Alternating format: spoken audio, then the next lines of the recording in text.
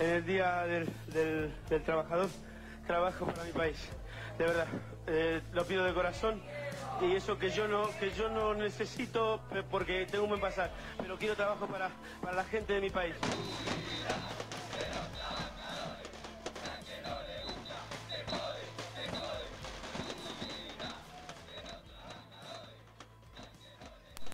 Bien, Emi. Bueno, el gobierno tomó la decisión de limitar el derecho a huelga, ¿cierto? Sí, lo hace, decía la otra vez que es la primera vez quizás en la historia del ordenamiento jurídico argentino que una norma declarada inconstitucional vuelve a presentarse y entiendo que cualquier juez laboral que reciba una cautelar o una medida colectiva para declararla inconstitucional lo va a hacer. ¿Por qué digo esto?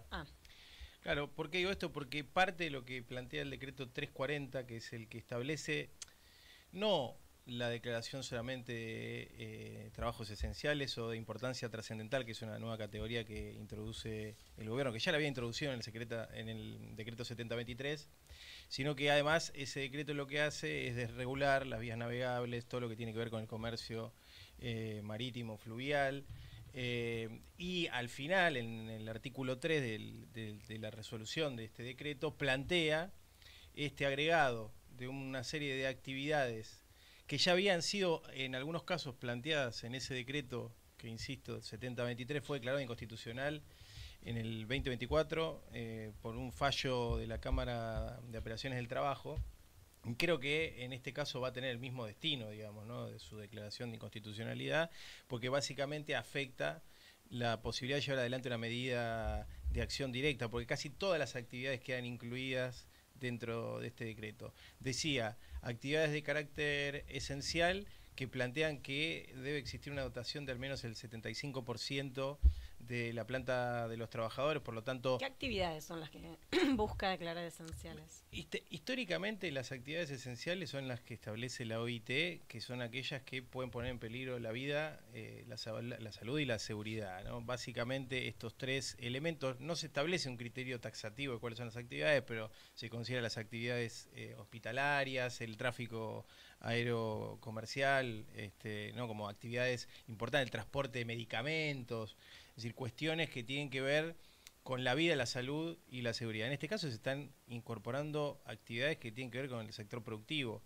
No, esto se acompaña ya, el año pasado lo decíamos, de la resolución de un nuevo protocolo de seguridad, que es una suerte de protocolo de seguridad productiva para justamente las áreas más sensibles de la producción en nuestro país, como es Vaca Muerta, por ejemplo, y se ha armado todo un dispositivo con el argumento de construir el déficit fiscal cero, de que cualquier actividad o es esencial, que decía, implica que solamente el 25% de los trabajadores pueden ejercer su derecho a huelga y el 75% deben permanecer en su puesto de trabajo, o de importancia trascendental. En esto de importancia trascendental habla de actividades industriales continuas.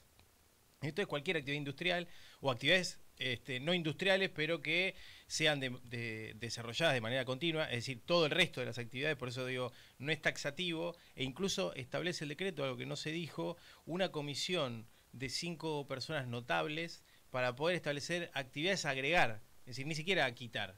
Claro. Y en el caso del establecimiento de actividades de importancia trascendental, que insisto, ya estaba planteado en el decreto 7023, acá el esquema es de que el 50% de la dotación tiene que mantenerse en actividad y solo el otro 50% podría realizar un paro. Un paro, una huelga, ¿no?, una medida de acción directa. Recordemos que cualquier medida de acción directa tiene como principio central la afectación de derechos de terceros, digamos. Aquel que dice los paros afectan, sí, los paros afectan, o las medidas de acción directa afectan justamente parte de ese derecho constitucional del trabajo, tiene que ver con afectar derechos de terceros. Lo que está haciendo el gobierno a través de este decreto es justamente impedir el ejercicio libre de este derecho, limitándolo casi a su máxima expresión y impidiendo que se realice de la manera que debe realizarse habitualmente. Ahora, aún así, hoy actividades esenciales, recién contábamos la situación del Garrahan, pueden parar. Claro, lo que pasa es que pueden parar con esta previsión. Claro. El 75% tiene que mantener... ¿Y esto es así? Sí, a ver, es así, por eso siempre los hospitales, aún los días de paro, tienen guardias mínimas, claro, o establecen un criterio de rotación, es decir, y nunca en la historia de la lucha sindical en nuestro país se ha puesto en ninguna de las acciones en peligro ni la salud, ni la vida, ni la seguridad. Claro. Digo, eso también hay que decirlo. No es que necesita estar arreglado eso, porque nunca pasó. Pero por si fuera poco, el decreto 340 se le suma al decreto 342, que ahí modifica de hecho la ley de asociaciones sindicales y plantea algo muy curioso, que es la posibilidad de intervenir en aquellas asociaciones gremiales que no tuvieran un mecanismo para poder resolver los casos de acefalía. Rarísimo que se dé un fenómeno donde las propias organizaciones sindicales no puedan prever un mecanismo para resolver problemas de acefalía, ¿no? Y ahí en todo caso el gobierno lo que plantea en este decreto es que puede intervenir esas organizaciones sindicales por un plazo de 120 días a regular, ordenar. Básicamente es un mecanismo de intervención, porque, vuelvo a decir, no hay ninguna asociación de primer grado ni gremial que no establezca sus principios para poder resolver las cuestiones de acefalía. En todo caso, será la IGJ en unos o no, el control de la Secretaría de Trabajo por el otro, en los organismos y digamos los mecanismos que establece cada estatuto sindical, para poder justamente establecer los criterios, no a través de una intervención del Ejecutivo mediante este mecanismo. Lo cual esto es, si bien no pareciera ser practicable de manera sencilla, deja o plantea un escenario de ofensiva antisindical muy fuerte y deja la sensación de que, como es laxo el tema, ¿no?, de que en cualquier momento se podría generar esta intervención. Es peligroso, es súper peligroso. Muy peligroso. Es como que vos digas que una empresa que no tiene mecanismos, lo pongo en términos de la empresa porque las entidades tienen su autonomía, ¿no? Las sindicales tienen su autonomía y las empresas tienen su autonomía, ¿no? El gobierno que supuestamente es liberal libertario y que no quiere intervenir o disciplinar determinadas relaciones entre particulares y las mismas relaciones sociales, porque el Estado se corre. Bueno, es como si a una empresa uno diría que si no tienen los mecanismos para resolver quién es el CEO o el director, bueno, el Estado puede imponer el suyo, digamos, ¿no? Me parece bastante peligroso. Y que sea por decreto, además. Y después, otra cosa que me parece que, no sé si pasó desapercibida, pero no se planteó y nos toca a los estatales, que es que el Ministerio de Capital Humano, a través de la Secretaría de Trabajo, implementó una resolución, la 34 del 2025, que plantea la creación de un registro de delegados gremiales en el Estado. Ajá. Con dos objetivos. Uno, para el control electoral, es decir, para el control de las elecciones que se desarrollan en cada organismo, tanto centralizado, descentralizado, etcétera, que dependa del Estado. Que es, digamos, algo que se hacía de manera informal, pero no que se hubiera planteado de esta manera. Y el otro aspecto que tiene que ver con aquellos juicios que tuvieran, que pusieran en tensión el principio de tutela sindical, ¿no? Aquellos juicios laborales en el que exista eventualmente un delegado en cuestión, o que ese delegado estuviera todavía en el periodo de tutela sindical posterior al mandato, que es de un año. Entonces, estos dos elementos que yo planteo, que los dice esta resolución, tienen obviamente el sentido de, viendo todo el escenario que venía mencionando, disciplinar la acción sindical y reducir al mínimo posible la cantidad de delegados. Sturzenegger hacía un posteo falso, pero obviamente esto la opinión pública no lo conoce en general, y dice que, por ejemplo, en un organismo como el INTA, no quiero decir números exactos porque no recuerdo exactamente, pero más o menos para entender la proporción, que en el INTA había 6.600 trabajadores y debería haber alrededor de 64 delegados o 65 delegados, y que lo que había eran más de 300 y pico delegados. Entonces decía, esto da cuenta de que la cantidad de delegados es muy superior a la legal, dice Sturzenegger en este posteo. Yo le quiero decir a Sturzenegger que en realidad las cuentas que él hace, que son matemáticas, ¿no? Esta idea de uno cada 100, un delegado cada 100 trabajadores, y por eso él llega a la conclusión, es uno cada 50, 2 hasta 100, y a partir de 100, uno cada 100. La cuenta que él hace, que le da 65, 64, 66, ¿no? Pareciera matemática, ¿no? Si dividís 6.600, cada organización sindical tiene esa cuenta. No es que en total debería haber Claro. 66, 67, 65 delegados, sino que cada organización sindical, al menos dos de las más importantes que hay en el Estado, ya te dan más de 120. Entonces no es que el número que está planteado es un número caprichoso o demasiado excedido del planteo legal, sino que el señor adrede, porque no creo que lo haga con desconocimiento, lo que está planteando es algo que es falso, básicamente, es una fake news. Entonces me parece que, bueno, estos tres elementos que se hicieron o se plantearon en la misma semana tienen un claro contenido persecutorio sobre las organizaciones sindicales, los delegados y obviamente la defensa de los derechos laborales. Por suerte, ya hay dos medidas de amparo. Sí. Una presentada por ATE el día viernes con patrocinio del presidente de la Asociación de Abogados Laboralistas de Latinoamérica, que es Matías Cremonte, y otra del día de ayer de la CGT. Bien. Ambas que van a tramitar en juzgados laborales y que, como decía recién, creo que la resultante, y no hay que ir a la Constitución, ni hay que ir a la OIT, ni a la Comisión Interamericana de Derechos Humanos, digo, más allá de eso, tomando como referencia el fallo que ya tiene la Cámara de Apelaciones del Trabajo sobre el capítulo laboral del decreto 7023, es más que suficiente para que rápidamente se defina. Tomo eso, Emi. La repetición de esa parte del decreto que había sido inconstitucional, del 7023 o 20. 23. ¿Fue azar? ¿Fue un si pasa? ¿Fue intencional? Para mí es esto. En el marco de lo que va a pasar va a ser la desregulación de las vías navegables, fluviales, marítimas y del comercio de buques de bandera nacional. Eso va a pasar. Mientras tanto nos vamos a ocupar de volver a declarar inconstitucional lo que ya fue declarado inconstitucional. Entonces, me parece que el objetivo, más que simbólicamente, es ir contra la organización de los trabajadores, sabiendo que muy probablemente eso se declare inconstitucional, pero distrayéndote, porque en realidad lo que a ellos les importaba era lo otro. Claro.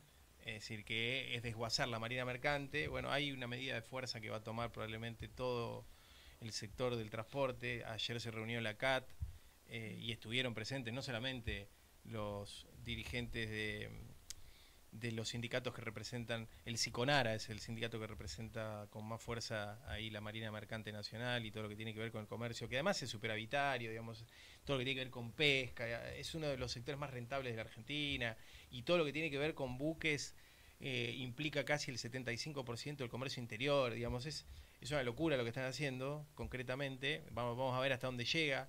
Ellos plantean que es un régimen de excepción, digo, me extiendo un poco, va por fuera un poco del mundo laboral, pero ellos plantean que es un régimen de excepción, que dura por un plazo y que después la idea es volver al régimen anterior, toman un precedente del 2004, bueno, construye una argumentación con la idea de flexibilizar el comercio de buques, y esto, bueno, va a implicar un costo económico muy alto. En el medio de eso también está la discusión de vialidad nacional, que también en estos 40 días que le queda a Sturzenegger de facultades delegadas y administrativas, probablemente tengamos novedades respecto de la posibilidad de que se diluya la agencia tal cual la conocemos, que va de la mano con esta idea de que la obra pública hay que hacerla desaparecer. Bueno, seguramente el mantenimiento de las rutas, que hoy las rutas nacionales están cada vez peor, tiene que ver con el virtual desguace de vialidad nacional. Y bueno, y todos los sindicatos del transporte, decía, ayer tuvieron un plenario, se convocaron y plantearon el estado de alerta y movilización, y seguramente va a haber medidas en función de esto. El SICONARA, decía el sindicato del que hablábamos recién, de la Marina Mercante, presentó también otra medida cautelar. Digo, va a haber novedades, tanto en términos de la ofensiva del gobierno como judiciales, que yo creo que muchas de esas van a terminar siendo a favor. Hay muchas medidas cautelares que son favorables y que poco se sabe. Lo único que sí se produce en la Argentina en este escenario es un nivel de inestabilidad jurídica, que es lo que justamente los sectores de la derecha plantean, ¿no? Seguridad jurídica para una cantidad de cosas. Bueno, si hay algo que no logró Milei en todo este tiempo es seguridad jurídica, por eso tampoco llovieron las inversiones, Claro. el RI no se puso en práctica, el fondo de cese laboral que se implementó por la ley base, sí que tiene que ser resuelto por convenio colectivo, tampoco ningún sindicato hasta el momento lo tomó, porque no solo implica un gasto para lo que llaman costo laboral para los sectores empresarios que tienen que pagar mes a mes ese fondo, sino que además es disuasorio de el concepto de indemnizatorio, digamos, por el cual la gente no despide porque sí a sus trabajadores, entonces no le termina de cerrar ni a la patronal ni al mundo de los trabajadores, entonces estamos en un nivel de desorientación, yo creo que a propósito, un poco por si pasa, pero otro poco para implosionar con la poca credibilidad que tienen hoy, no solo la política, los dirigentes sindicales, la justicia, ¿no? La poca credibilidad que eso va teniendo, el gobierno apunta a que tenga menos, Claro. a un sistema político parecido, creo que la apuesta es ir a un sistema político parecido al de Perú, ¿no? Donde poco se entiende cuál es el rol que juegan los partidos políticos, poco se entiende cuál es el rol que juegan los dirigentes. Me parece que un poco la apuesta es esa, ir al modelo peruano en términos del sistema político, ir al modelo chileno en términos del sistema económico. Claro, y más allá de las medidas de los amparos presentados por la CTA y la CGT, ¿se está pensando una medida de protesta que acompañe esto? Bueno, lo de la CAT, que decía recién, de la Confederación Argentina de Trabajadores de Transporte, un poco tiene que ver, a mi entender, con la posibilidad de que pueda ser que arranque por ahí el conflicto. Uh-huh. Yo siempre digo lo mismo, si vos sos dirigente de la CGT, hay un reclamo permanente sobre la CGT, y creo que es lógico y creo que es razonable, pero también es lógico y razonable entender que las medidas de fuerza que toman tampoco son lo suficientemente contundentes. Y si la organización, la única organización que hoy más o menos ha garantizado que la ofensiva del gobierno no sea aún mayor de la que podría ser, es la CGT, y la CGT convoca actividades que después no son contundentes, claro, masivas, o tengan la firmeza que tienen, que deberían tener, me parece que ahí lo que hacemos es debilitar el último colchón o el último eslabón de resistencia. Después uno puede decir, mirá, debería pasar tal o cual cosa, o debería aspirar a que tal cosa suceda. Mi impresión es que la estrategia de la CGT va a ser por rama de la producción, como pasó la UOM, claro, en Tierra del Fuego, donde el conflicto, si querés, es un empate, porque hasta fin de año los puestos de trabajo se van a garantizar, hay que ver después qué pasa de diciembre, pero me parece que va a ser una estrategia fragmentada para no terminar de poner una ficha de algo que yo creo, y termino con esto, creo que nosotros consideramos que la CGT tiene el mismo poder que tenía en los 80 o 90, incluso en el mismo año 2000, o en la década del 2000, y no lo tiene. claro. Es decir, empezando porque hay 8 millones de trabajadores, al menos que se conocen, que están informalizados, y que esos trabajadores no están disciplinados en ninguna organización sindical, y que si vos haces paro y en una población activa de 13 millones de trabajadores... Bueno, quitaron el botón sí, por de ARCA, fallo ¿no? judicial. Exacto. Entonces me parece que hay que tratar de que las medidas que tome, y no es que sea conservador ni que quisiera que se tomen medidas más fuertes, me parece que no nos está dando la correlación de fuerza, Sí. o el deseo no coincide con la realidad. Entonces, bueno, hay que ver bien cómo se hace eso. Bien, dependemos de la justicia entonces. Lamentablemente sí. Bueno, vamos a ver qué pasa con eso. Vamos a un corte y volvemos y nos despedimos, ¿cierto?